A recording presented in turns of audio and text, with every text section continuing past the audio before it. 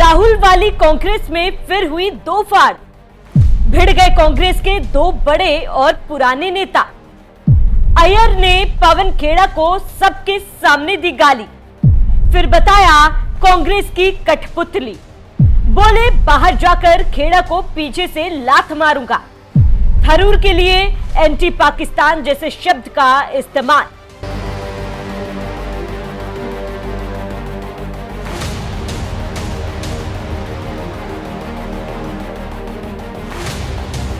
नमस्कार, आप देख रहे हैं एनएमएफ न्यूज। मैं हूं आपके साथ शाफनी पटनायक। देश की सबसे पुरानी पार्टी कांग्रेस को जिस बात का डर था, वो डर अब धीरे धीरे हकीकत में बदल रहा है। कांग्रेस के वरिष्ठ नेताओं ने एक बार फिर ये साबित कर दिया कि वो राहुल के नेतृत्व को कुशल नहीं मानते और इसीलिए कांग्रेस दिन पर दिन गर्त में जा रही है। कांग्रेस के अंदर खाने ऐसी जंग छिड़ी है कि बड़े बड़े नेता आपस में ना सिर्फ भिड़ रहे हैं, बल्कि एक दूसरे को गाली देने, कांग्रेस की कठपुतली बताने और लात मारने तक की बात कह रहे हैं। इस बार भिड़ंत हुई है मणिशंकर अय्यर की, और किसी एक नेता से नहीं, बल्कि जयराम रमेश से लेकर पवन खेड़ा और यहां तक कि सीधा राहुल गांधी का नेतृत्व मानने से उन्होंने साफ इनकार कर दिया।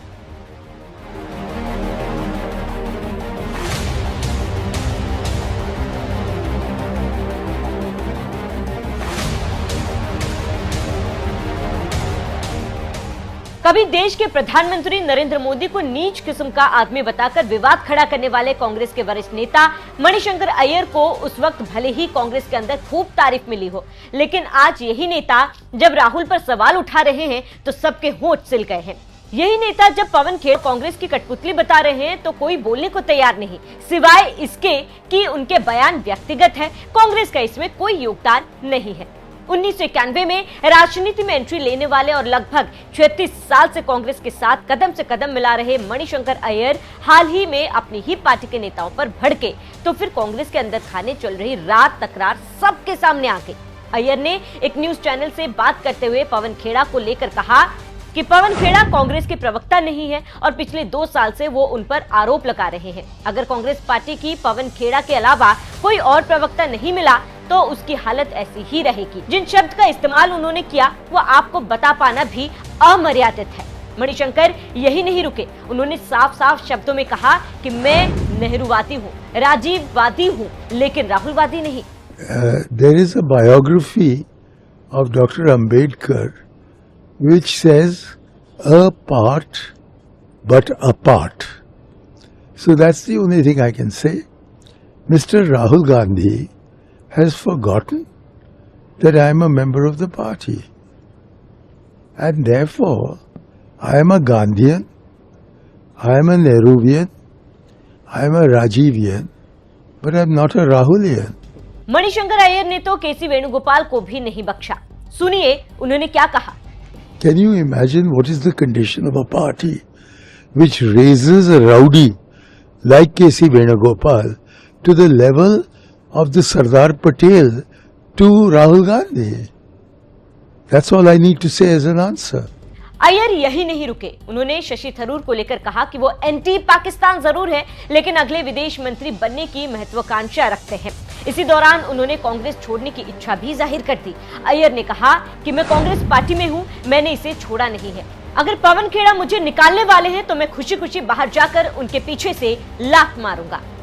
You know, it is the Gandhi family is not only the Gandhi family, it's the Nehru Gandhi family. So it is built into the DNA of any congressman. Why should anyone be in the Congress when all of Mr. Rahul Gandhi's friends have departed for other shores?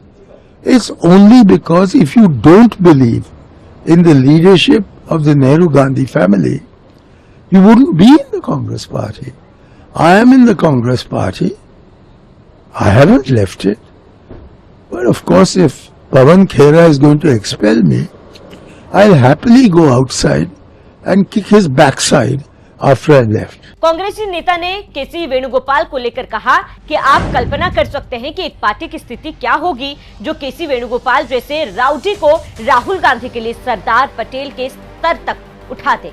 हालांकि वेणुगोपाल ने भी इस पर प्रतिक्रिया दी और इसे उनकी व्यक्तिगत राय कहकर बात टाल दी। वैसे कांग्रेस में जबरदस्त तोड़फाड़ हुई तो फिर बीजेपी ने इस पर मजे ले लिए। बीजेपी नेता शहजाद पूनावाला ने कैसे कांग्रेस पर तंज कसा, आइए सुनिए। कांग्रेस पूरे टुकड़े टुकड़े मोड में है। मणिशंकर अय्यर तो कहते हैं कांग्रेस जीत नहीं पाएगी राहुल गांधी के नेतृत्व में केरला में। वो कहते हैं मैं गांधीयन हूँ, नेहरूवियन हूँ, राजियन हूँ, पर राहुलियन नहीं हूँ। मतलब राहुल गांधी के खिलाफ सीधा नो कॉन्फिडेंस। वो ये भी कहते हैं कि पवन खेड़ा ये है, पपेट है। पवन खेड़ा, केसी वेणुगोपाल थोड़ी मुझे निकालेंगे। मैं तो कांग्रेस पार्टी में आज भी हूँ, कांग्रेस पार्टी और एआईसीसी का मेंबर हूँ। मल्लिकार्जुन खड़गे ही मुझे निकाल सकते हैं। तो जो उनका बयान है वो दरअसल कांग्रेस का ही बयान है और ये प्रथम परिवार के सबसे घनिष्ठ वरिष्ठ दरबारी है। वो कह रहे हैं कि राहुल नहीं जीत पाएंगे। वहाँ टीएमसी कह रही है राहुल गांधी से नहीं हो पाएगा, राहुल हटाओ, इंडिया अलायंस को बचाओ, ममता दीदी को लाओ। और फिर असम में भूपेन बोरा भी कांग्रेस को छोड़ रहे हैं, बोल रहे राहुल गांधी में कॉन्फिडेंस नहीं। राहुल गांधी के खिलाफ नो कॉन्फिडेंस की वेव चल रही है, इसीलिए वो संवैधानिक संस्थाओं पे नो कॉन्फिडेंस लाते हैं। Nobody trust Rahul. राहुल गांधी एक पॉलिटिकल लायबिलिटी है। राहुल गांधी जनमत से भी नो कॉन्फिडेंस पाते हैं, 95 चुनाव हारते हैं। संगत से भी नो कॉन्फिडेंस पाते हैं, अलायंस पार्टनर्स उनको रिजेक्ट करते हैं। और अब उनके लीडर्स और उनके वेटरन्स वो भी राहुल गांधी को रिजेक्ट कर रहे हैं। ट्रस्ट चोरी हो गया राहुल गांधी में, कॉन्फिडेंस चोरी।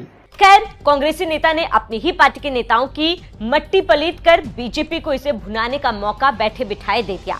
लेकिन इसी के साथ अय्यर ने केरल के मुख्यमंत्री पी विजयन की भी जमकर तारीफ की। उन्होंने कहा, मैं तो चाहता हूं कि कांग्रेस जीते, पर वो जीतेगी नहीं। उन्होंने पी विजयन पर जीत का भरोसा जताया। I want to make a distinction. As a congressman, I want the UDF to come to power.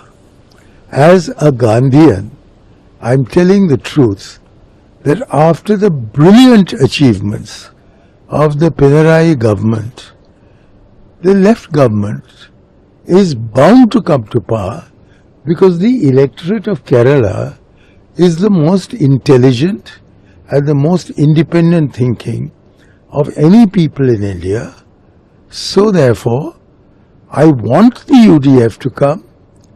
But I'm afraid, as a Gandhian who is required to tell the truth, I cannot see anyone but the LDF coming to power. So as you said, Pinarayi Vijayan has been ruling Kerala 2 times right now, going to cause... It's the only time in the history of Kerala that a government has not been changed. Yes. Now please tell me, who is going to vote for a party whose leaders are all at each other's throats? Do you think the people of Kerala don't know what is happening in the Congress leadership? At least Pinarayi's government, there is disciplined. They have no Manishankar Ayers. But I am Manishankar Iyer because Nehru was a rebel, Jawaharlal was a rebel against Gandhi. Subhash Bose was a rebel against Gandhi. And yet Gandhi made Jawaharlal Nehru the Prime Minister of India. And if Subhash Bose had survived the air crash on the 17th of August 1945, I am certain he would have been the Rashtrapati of the country. So that is how they dealt with dissidents. And how does the present Congress deal with it? They put somebody like Pawan Khera as the official spokesman. I have absolutely no respect and complete contempt for Pawan Khera. अब India block के लिए सबसे बेहतर नेता अय्यर की नजरों में राहुल गांधी नहीं बल्कि स्टालिन है। If the India bloc is consolidated, and I think the best man to consolidate it is M.K. Stalin. Why? Because when Kamaraj was asked to become the Prime Minister of India in succession to Jawaharlal Nehru, he had one sentence to say to everybody who asked him. He said, no English, no Hindi, out. So M.K. Stalin is the same position. So Rahul Gandhi can become the Prime Minister of India provided there is somebody to spend all his time consolidating the India bloc. And the one person who has been raising issues and not slogans. He has never said Soot Boot Sarkar. He has never said Chaukidar Chor hai. He has never said Vote Chor Gaddi Chhod. What Stalin has done over the past 1 year is to raise every single point that is relevant to federalism in India.